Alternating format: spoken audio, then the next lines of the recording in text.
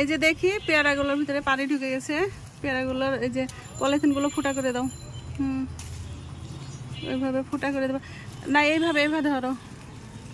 আমি তো পারবো এটা।